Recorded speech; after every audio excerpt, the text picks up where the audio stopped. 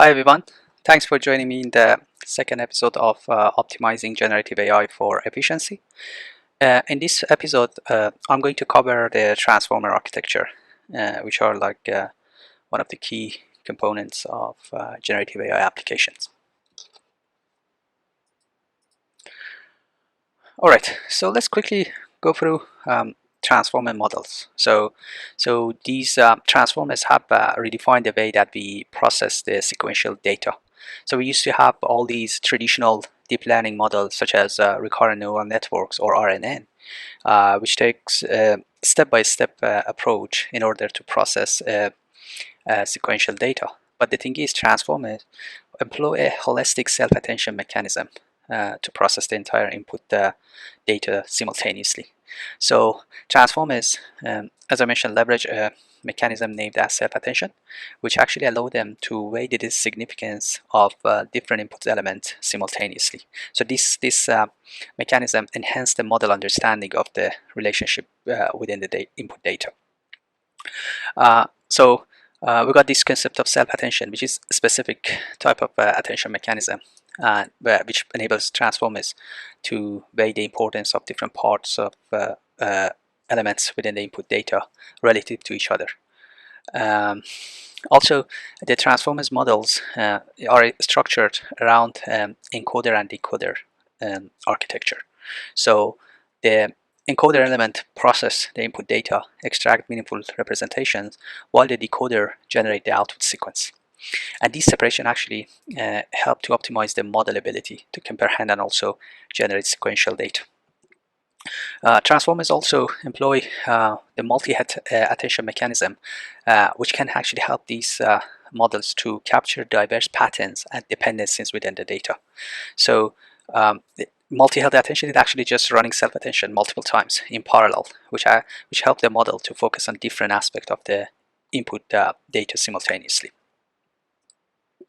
So this is actually like the architecture, typical architecture of transformers, which is based on the very popular article about attention is all you need from Google back in 2017. So as you can see, so we have like the input data, we got some embeddings within this architecture. So we have the encoder and also the decoders in this architecture. So let's quickly go through some of the key elements that we have within this architecture. So we start this with this embedding that we have. So these embedding layer actually help to transform the input tokens into a continuous vector representation. So the thing is, when you are actually using any sort of transformer, you usually provide the transformer with some input sentence. So there is like some pre-processing which is happening here, which convert that string or sentence to like some tokens, and then the embedding layer can help you to just convert those tokens into a vector representation. So that's actually more like a kind of initial steps in converting a discrete input into a format suitable for the models to process. We also have this positional encoding. So the thing is, transformers usually do not inherently understand sequential order. So it's actually like in RNN, if you work with the recurrent neural network, and actually in there we got like this concept of positioning that we can model there. But then for the transformers, we don't have like such a option. So that's the reason we are actually using this positional encoding to model that aspect, and this actually helped the model to effectively process the sequential data. Then within the like both encoder and also the decoder, we got some other elements such as these multi-head attention, which is more, as I mentioned, it's just like multiple self-attention mechanisms which are running in parallel, and that actually help the model to attend to different parts of the input sequence simultaneously, and help to capture diverse patterns and dependencies within the data, and also help the model to understand more complex relationship. We also have like a typical feed-forward layer at the output of this multi-head attention, which actually help to introduce nonlinearity through the application and through the transformers architecture. And also it contributes to the model capacity to capture and interrogate features within the data. Also, we got all these elements of residual connection. So like adding normalization and all those things, which can help to facilitate the flow of information through all these different layers. And also it can help to mitigate the challenge that we usually have with those typical traditional recurrent neural network, which is more like around the vanishing gradient problem. Also, the normalization that we have here also ensure like a stable training by normalizing the input data to the layers. All right, so we talked about the transformer models, its architecture. Now let's talk about some of the key categories of transformers model. So as I mentioned, transformers are just like include the encoder and decoder, and based on the way that those are based on the like whether the transformers has encoder, decoder, or whether they are like just decoder only, we have like three key categories of transformers. So encoder only is, as the name says, it's just more like there's like a just encoder element within the transformer architecture, and it just focuses on extracting meaningful representation from the input data.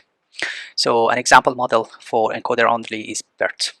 Also, the encoder and the decoder category just more helping to enable sequence-to-sequence tasks such as translation or just summarization. So those models are good with those types of tasks. A good example of that is BART, which is more like a kind of encoder-decoder transformer.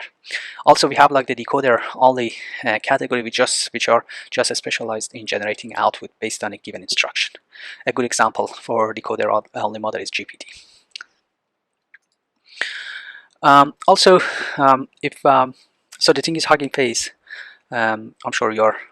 It's like a very popular foundation model provider hub, and it's like the best place, I would say, to access different foundation model. And then the thing is, if you work with this model provider, so we have this transformers package that you can just use within your Python code, and then access to different transformers model within this hub. So the thing is, within the that specific Python package, if you want to use it, so that we got this concept of pipeline, and then pipeline is actually help you to just access not only to the model element for transformers, but also for some other components that you need. So the thing is, as I mentioned in previous slide, so that, usually if you want to work with any sort of transformers, you need to do some input data tokenization as like a very pre-processing steps. So the thing is, with this pipeline within the transformers architecture, transformers package, you have access to all these different elements. So you have access to embedding parts, so to all those multi-head attention, and also some post-processing, like more like softmax layer. So the thing is, these are like the key elements that you need if let's say if you want to do any sort of model fine-tuning, and this transformer package actually provide you this access to all these different elements.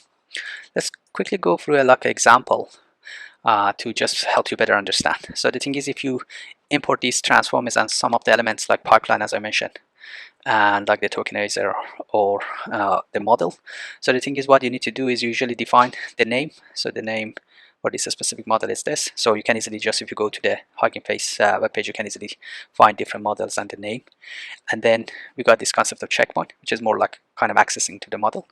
And then you can easily define the tokenizer for that specific checkpoint and model. So now you have access to the tokenizer element of that model. Also, if you want to access to the model, so you can easily use automodel.from pretrain and then the name of the model. And then if you want to process any sort of input, let's say we want to do some sort of sentiment analysis for these two input elements. So what we can do, we can easily just tokenize that input element as like a pre-processing step, and then provide that tokenization to the model and to get the output. So it's just a very simple example that can help you better understand how to access to those different elements within the transformers architecture. And the last but not least, let's quickly just go through some of the popular foundation models that you can, which are like based on transformer architecture. So the thing is, if you want to work with any of these foundation models, whether you want to go to the path of using open source or proprietary model. So in terms of open source, so we have models like Llama from Meta, or Dolly from Databricks, and some other models like Mistral, Falcon, or Open Assistant. These are like a popular, I would say, mostly large language model that you can use in open source community.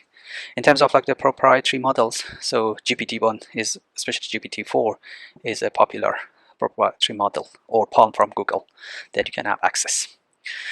All right, so that's all that I wanted to share in this episode. So in the next episode, we're going to talk about more about how to control and also work with the output of all these foundation models. So stay tuned. Thank you.